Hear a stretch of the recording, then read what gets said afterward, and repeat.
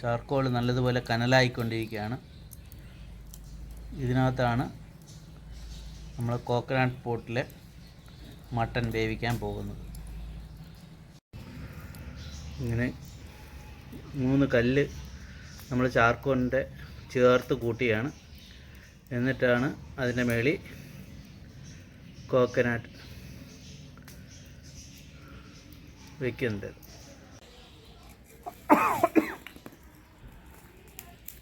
നല്ല കനലായിട്ടുണ്ട്. കരിക്കിൻ്റെ എന്നിട്ട് കുറച്ചും കൂടെ അടുപ്പിക്കുക. എന്നിട്ട് കരിക്കിൻ്റെ കൊണ്ട് ഇറക്കി വയ്ക്കുക. കരിക്കും വെള്ളത്തിനകത്താണ് നമ്മൾ മട്ടൻ വേവിക്കുന്നത്. ഹോട്ട് കോക്കനട്ടിൻ്റെ അകത്താണ് നമ്മളിന്ന് മട്ടൻ വേവിക്കുന്നത്. Mutton in the hot coconut. നാളികേരത്തിൻ്റെ ജ്യൂസ് തിളച്ച് തുടങ്ങിയാൽ നമുക്ക് മട്ടൻ അതിനകത്തോട്ട് പകരാം.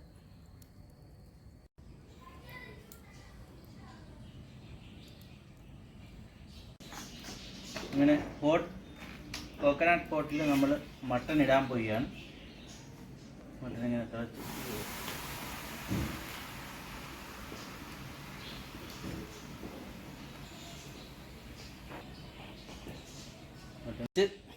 ഇതങ്ങ് അടയ്ക്കാം. അപ്പോഴത്തേനും ഇത് നല്ലതുപോലെ ഇരുന്ന് വേവും. അങ്ങനെ അടപ്പ് വെച്ച് നമ്മൾ അടച്ചിരിക്കുകയാണ്. ഹോട്ട് കോക്കനട്ട് പോട്ടിൽ നമ്മൾ മട്ടൻ ഇരുന്ന് വേവും.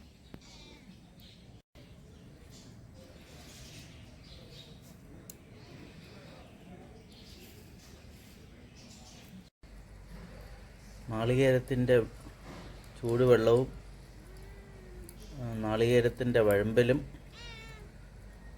എല്ലാം കൂടെയൊക്കെ ഒന്ന് മിക്സായി മട്ടന് നല്ല ടേസ്റ്റ് ഉണ്ടാവും, നല്ല രുചി ഉണ്ടാവും.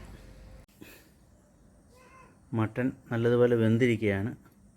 ഇത് നമുക്ക് പ്ലേറ്റിലോട്ട് പകരാം.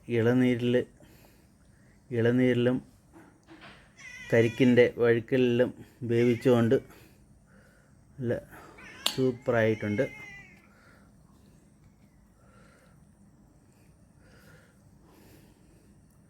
എല്ലിൽ നിന്നെല്ലാം മാംസം അടർന്നു പോയിട്ടുണ്ട്. അത്രയ്ക്ക് സൂപ്പറായിട്ട് വെന്തിരിക്കുകയാണ്. എല്ലിൽ നിന്ന് മാംസം അടർന്ന് മട്ടൻ നല്ല സൂപ്പറായിട്ട് വെന്തിരിക്കുകയാണ്.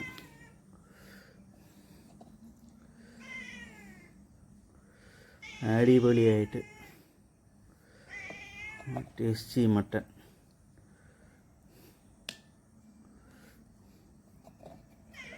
തേങ്ങയുടെ വഴമ്പലും ഒക്കെ നല്ല ഗുണമാണ്. ഇളനീരിലും തേങ്ങയുടെ വഴമ്പലിലും ഒക്കെ വേവിക്കുന്നതുകൊണ്ട് നല്ല ഗുണമാണ്. സൂപ്പറായിട്ടുണ്ട്. നല്ല മണം.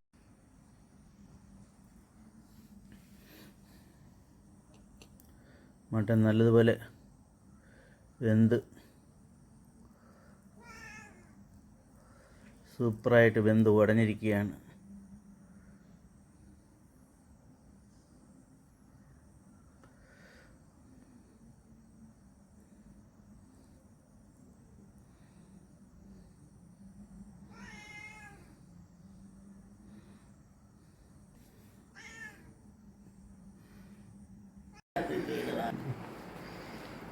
എങ്ങനെയുണ്ട്?